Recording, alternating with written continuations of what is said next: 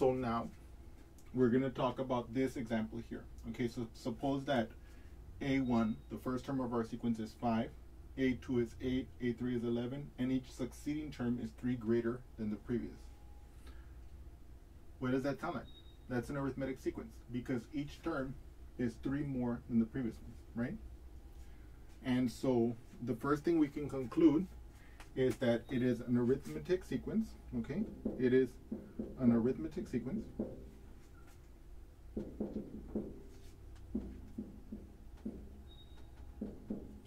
with common ratio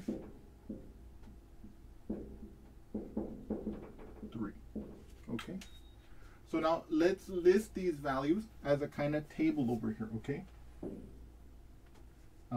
Okay, so let's say this is, let's say this is n, and let's say this is a sub n.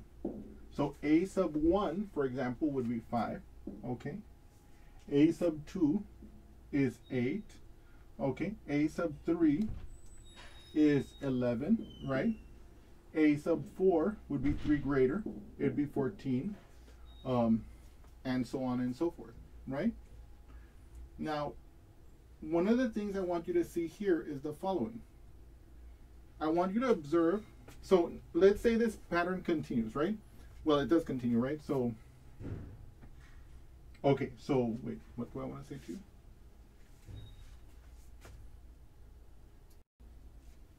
So one of the things I want you to note, so one of the things I want you to notice from the table is as follows. Let's make it a little bit longer here. What would be the 5th term?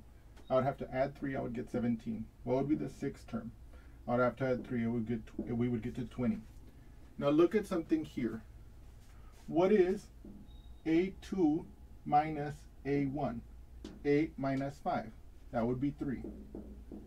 What would be A3 minus A2? A3 minus A2 is equal to, what's 11 minus 8? 3. Aha! This pattern, of course, will continue because we're adding 3 each time. So if I have the case of an minus an minus 1, this will equal to 3 also, provided that n is strictly greater than 1.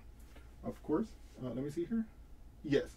So for example, the lowest value then that could take on would be 2. 2 minus 1 would correspond to a1, which is the first term in our list, and a2 minus a1 would be 3, which is of course what we have here. So what we have just seen here by kind of experimentation is that for the nth term of the sequence and the n minus 1 term of the sequence, if you take their difference, an minus 1, we get the value 3. And so, aha, that's why it's called the common difference. Because for any 2 terms of the sequence, for any 2 consecutive terms of the sequence, if we subtract the previous one from the succeeding one, we will get 3. And so that's why it's called a common difference. Okay? So that's the first observation I wanted to make. Now I want to make a different observation. So now I want to make a different observation. I want you to bear with me here. We know from the way that our sequence is defined that each succeeding term is 3 greater than the previous, right? We saw that 5 plus 3 is 8, right? So we can look at this one as 8. Or, what is A1? A1 is 5. So we can see this one as A1 plus 3. What is the next term in the sequence? We would have to add 3 to 8. We would get 11, right? 8 plus 3. In this case, the 8 is a sub 2, right? So it's a sub 2 plus 3, right? What about the next one? To get a sub 4, the 4th term in our sequence, we would have to add 3 to 11. We would get 14, right? But 11 can also be written as a sub 3, right? Because it's the 3rd term in the sequence. So 14 is a3 plus 3. And I'm pretty sure you can see the pattern now. If you notice, this would be a sub 4. So in other words, the nth term in the sequence can be written as the an minus 1 term of the sequence plus 3. let's compare it to what we have here. And of course, also I should point out that A1 is 5. Okay? So now I'm going to verify to you that this works. First of all, that A1 is 5 is true because that's the first member of that's the first term in the sequence. What about the second term in the sequence? A sub 2 will equal to A sub 2 minus 1. What is 2 minus 1? 1. So A sub 1 plus 3. What is A sub 1? 5. 5 plus 3 is 8. Aha. Boom. What is A3? A3 is equal to A sub 2. Why? Because 3 minus 1 is 2 plus 3. What is A sub 2? A sub 2 is 8. 8 plus 3 is 11. So A sub 3 is 11. Well, just as I did here, right? It's 11. So we can see that this matches. Now, this kind of characterization of a sequence is called a recurrence relation. Okay? Let me see here. Stand by, please. Okay.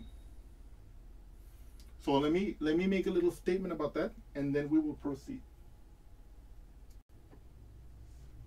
I wanted to write down this verbal description of what we just did, so that it can, so that you guys can have it written down in your notes. Okay.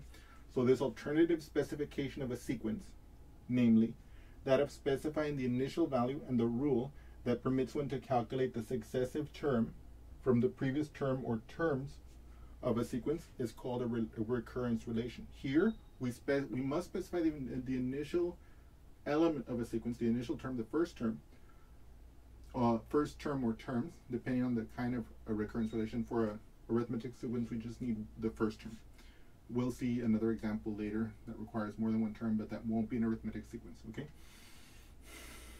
So we need the first term, and we need a rule that tells us how to get the next term from the previous terms. As we saw here, we saw that the next term, the nth term, will be the n minus 1 term, in other words, the term previous, plus 3, okay? And so this is the recurrence relation. And now, before we proceed further, I just want to do a few more explicit calculations with it, and then we'll move forward to make more observations. So for example, here I've just written the recurrence relation, and I'm going to demonstrate how you could use it to recover the sequence. So of course, the first one is done for us. A1 is equal to 5. What about the second term of the sequence? Right, I'm going to use this relationship. Our n will be 2. What's 2 minus 1? That's 1. So it will be A1 plus 3. What's A1? 5. So it will be 5 plus 3, which will be, of course, 8. That matches with what we've gotten, with what the definition was, right? Let's get the next term. A3, the third term in the sequence, will be A2, 3 minus 1 is 2, right? In other words, the second term of the sequence, plus 3, like this. What is the second term of the sequence? It's 8. So it would be 8 plus 3, which is 11. Now, let's get the next term of the sequence. A sub 4. What is A sub 4? A sub 4 will equal to A sub 3. Why? Because if n is 4, 4 minus 1 is 3. So it's the A sub 3, or in other words, the third term of the sequence, plus 3, right? And what is that? Well, the third term of the sequence is 11. So it's 11 plus 3, or in other words, 14. And of course, you can see that these values match with what we've gotten before. Okay? So now finally, I want to make another observation so we can learn something else that's interesting and useful about the arithmetic sequences. So now I want to make another observation from the arithmetic sequence, okay? So we know that A1 is equal to 5. We know that A2 is equal to 5 plus 3. Why? Because we know that each succeeding term is 3 greater than the previous one. A2 is equal to what? 5 plus 3, right? Plus 3. Oh, whoops. A3, I'm sorry, forgive me. The fourth term of the sequence, aka A4, would therefore be 5 plus 3 plus 3, right? Plus 3. Do you see a pattern here? Maybe. Let's look at this. Let's look at this one. What is 3 plus 3 plus 3? That's 5 plus 3 times 3. Why? Because we remember, what is multiplication? Repeated addition. If we have 3 plus 3 plus 3, we can see that as 3 times 3. What is 3 plus 3? Aha, that's 2 times 3, right? So we can see this as 5 plus 2 times 3. What's 3 by itself? 5 plus 1 times 3. Right? And what's 5? Well, I mean, in this case, if we want to continue the pattern, we could see, aha, it's 5 plus 0 times 3.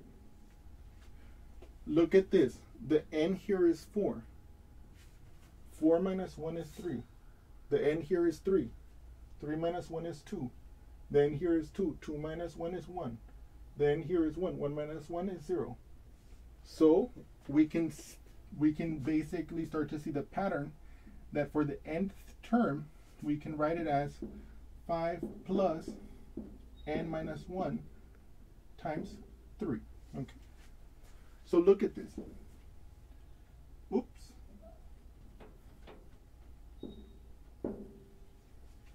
So look at this here. This tells us that I can calculate the exact value of the nth term in an arithmetic sequence for this particular arithmetic sequence using this formula. Now, I'm not going to give you the general case right now. We'll do that later. But I wanted to show you how we can get this from observing the table a little bit and figuring out what had to be. So, for example, if we wanted to find out what's the 1,000th term of this sequence, right? Let's just say, what is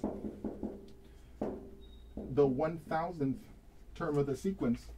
Well, if we were going to try to use the recurrence relation, we would have to do a ton of calculations. I know you guys are already thinking about it in your head. You would have to go plus 3 plus 3 plus 3 1,000 times, right? If we were trying to go just listing the numbers, we'd probably be listing numbers all day and be liable to make a huge mistake. Here, looking at this pattern, by the way, I want to mention a word here that we're going to talk about later to a certain tiny extent, and that is inductive thinking. When we're abstracting from a pattern what the general case might be. Okay, that's known as induction, and of course,